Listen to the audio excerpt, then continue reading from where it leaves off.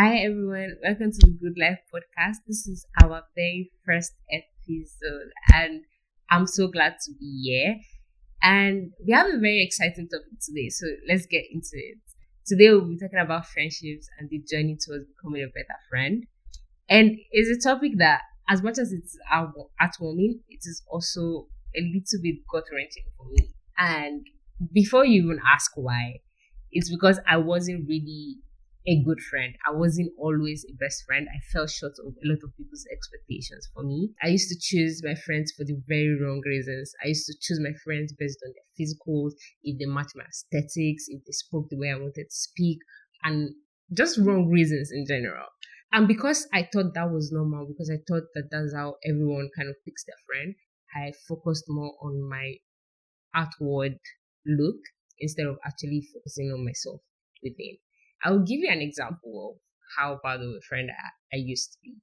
I used to have this best friend of mine that we were so close. We used to do literally everything together and we're always together.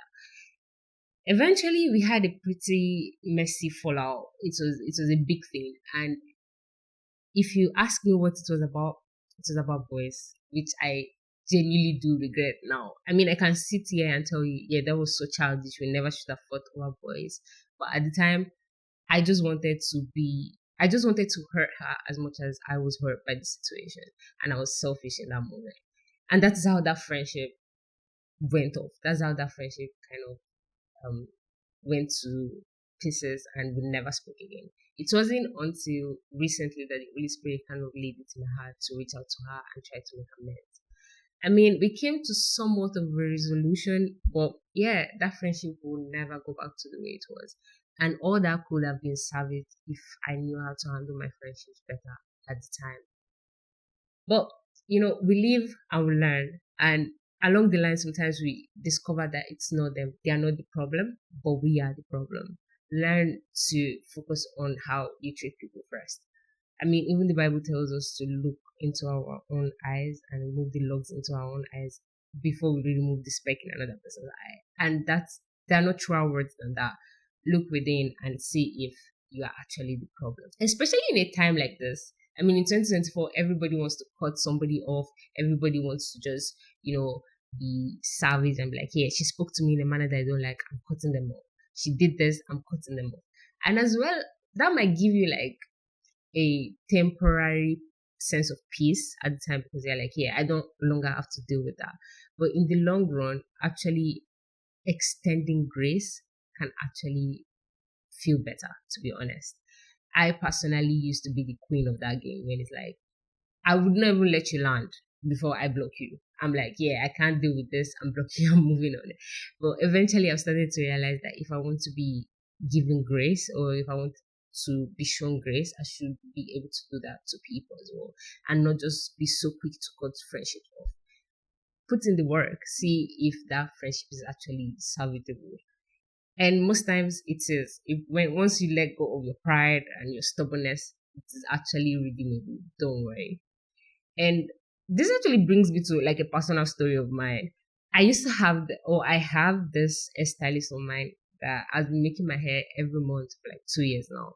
And she's really good. She slays all of my hairstyles 100. But there was this particular day I sent her an hairstyle and she said, yes, I can make it.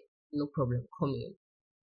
In the course of making the hair, I already knew this was going to be something that didn't really fit what I showed her. But I decided to believe the things that she was saying to me instead of what I was actually saying. And eventually she finished the hair. Yeah, I didn't like it. And even worse, people started to even laugh at the hair. That was how bad it was at the time. And she had never done anything like that. Everybody advised me, yeah, get a new stylist. She's not the one for you. Cut her off. And for a moment I was actually going to do it, but I started to understand that this lady is someone that slayed my hair to perfection over and over and over again. So I decided to hold on to the good that she has done instead of that one bad thing that she has done. And that has actually saved our relationship on that level because now she even puts extra effort to make sure that my hair is slayed down. So yeah, I think we could do that with almost all our relationships or all our relationships try to extend a little bit of grace. But don't get me wrong, once it's life threatening or it's toxic, please leave. But still, we can extend a little bit of grace. I won't be saying all of this without, actually telling you what I did to become a better friend. But again, another thing is it is easier said than done. This is going to actually need a lot of work, and I understand that. But these are the things that actually helped me through my journey. Number one being making Jesus my example. It is almost a cliche because we hear it so many times, but again, he's the perfect example because everything he did with love, he did with compassion, he did with a sense of peace. And having that as a role model is actually something that kind of warms my heart because there are times that I have been tried and I could have handled it with so much love and, compassion for that person versus anger and rejection, if you understand what I mean. So making him my example has calmed me down a lot. Secondly, I would say exercise patience, exercise forgiveness. People are going to offend you. We're not perfect people, but you shouldn't be so eager to cut people off and never speak to them. Forgive them. Things are redeemable with just a little bit of, forgiveness. Third, practice self-awareness. Begin to look at yourself and ask yourself, like, is this really the person that I am? Is this the person that I want to continue being? And most especially, was I wrong in this situation? Be able to step out of certain situations and look inwardly and see if you had actually the problem. And the fourth and last one, I would say being intentional. A lazy friend cannot make a friendship work. You're going to have to put in the work. You're going to call when you need to call. You're going to see them when you need to see them. And again, that is something that I'm still struggling with, but I'm learning. I'm learning to communicate a lot better. And if I can do it, you too can. And yeah, I want to leave us with one last challenge.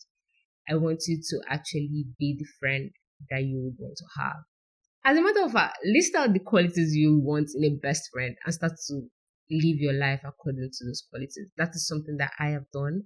And I think it could work for other people as well. So I leave you with that challenge. With that being said, we have finally come to the end of our first episode. Thank you so much for tuning in. This is the Good Life Podcast. Don't forget to follow, subscribe, like, and share with your family and friends. See you in the next episode.